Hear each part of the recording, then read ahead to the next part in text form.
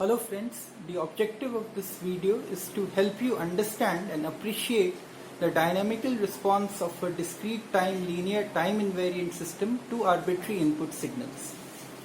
In the process of doing so, we will come across one of the most fundamental notions in signal processing known as the convolution. We will see that the key feature of linear time invariant systems is that its response to general input signals is completely characterized by its unit impulse response.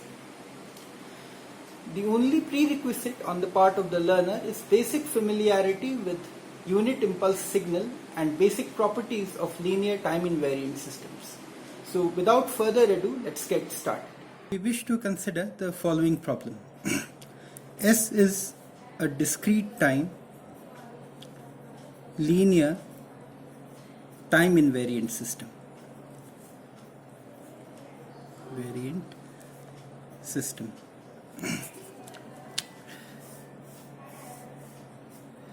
It has been excited by an input signal x of n, and the problem which we wish to address is the following.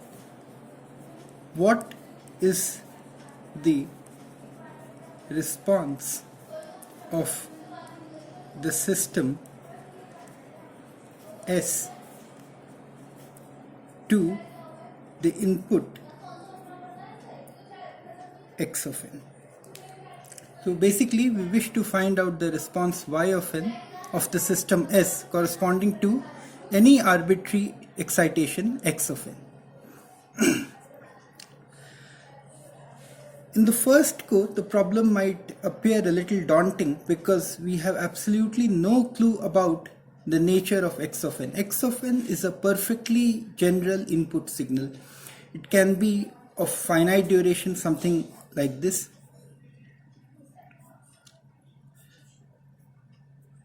or it can be of infinite duration, something like this.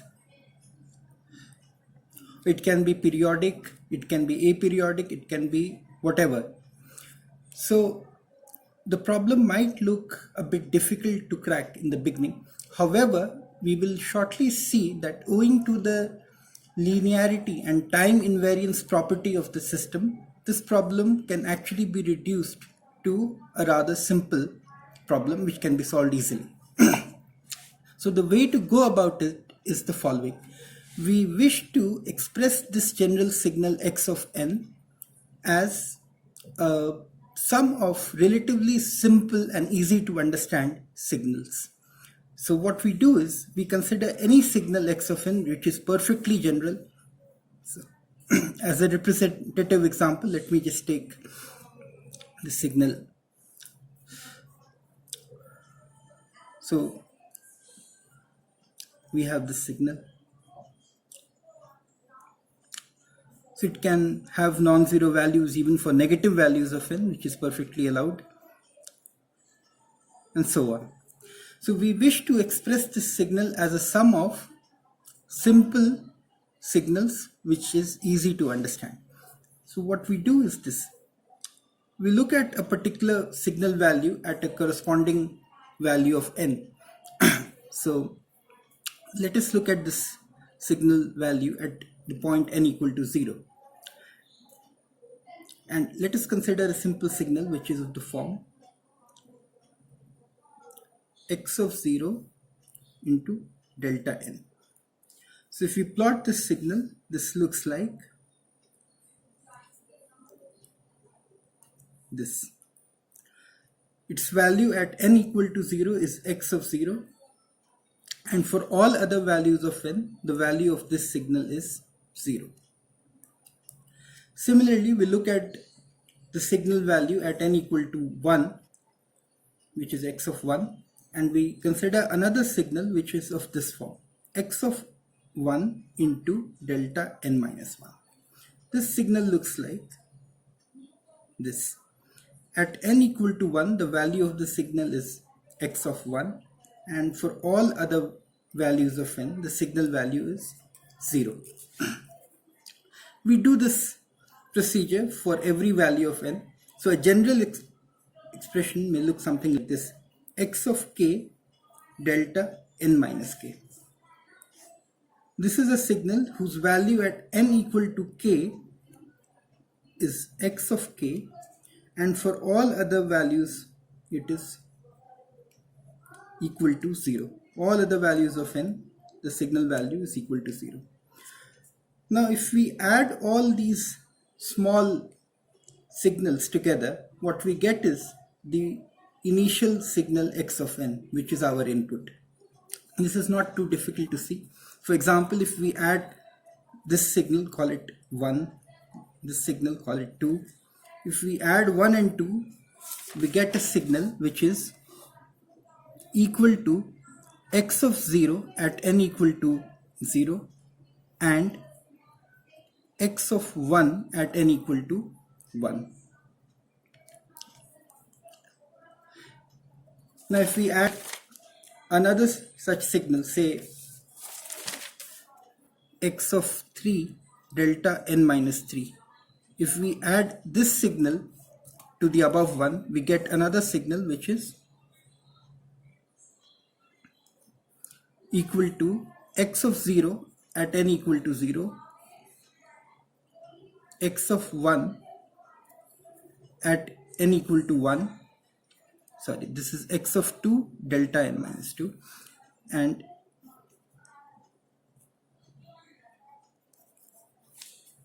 the value of the signal at n equal to 2 is x of 2, and so on. So now it is very clear that if we add all these small constituent signals, xk delta n minus k, k going from minus infinity to plus infinity, we retrieve our original signal x of n. This is the most crucial step in solving this problem. So basically what we have done is we have decomposed our original signal x of n into a linear combination of shifted impulses, which is very, very crucial.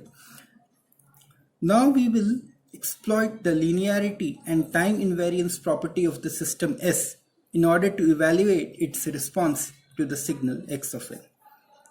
So we have the system S, and suppose the response of the system S to the unit impulse signal delta n is known, and let us denote it by h of n.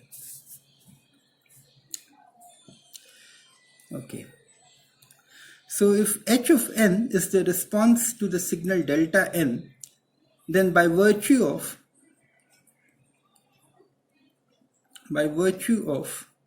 time invariance property of S, we have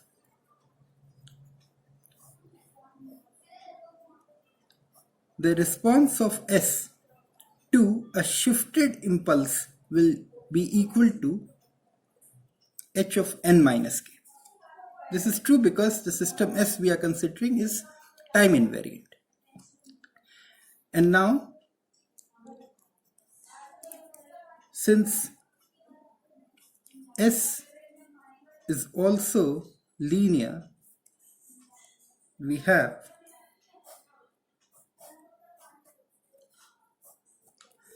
the response to a linear combination of shifted impulses will be equal to the sum of the individual responses, which is x of k h of n minus k, as k goes from minus infinity to plus infinity. But this signal on the left hand side, x of k delta n minus k summation k going from minus infinity to plus infinity, is nothing but our signal x of n.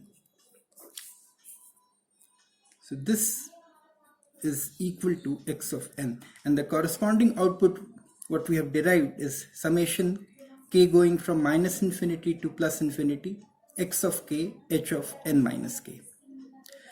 So this clearly is the response y of n what we are looking for.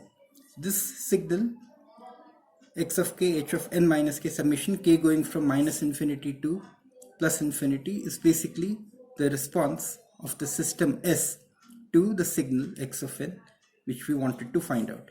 So y of n is equal to x of k, h of n minus k, k going from minus infinity to plus infinity. And this expression which we have just derived is called the convolution of the signals x of n and h of n. So the response y of n is basically the linear convolution of the input signal x of n with the unit impulse response of the system.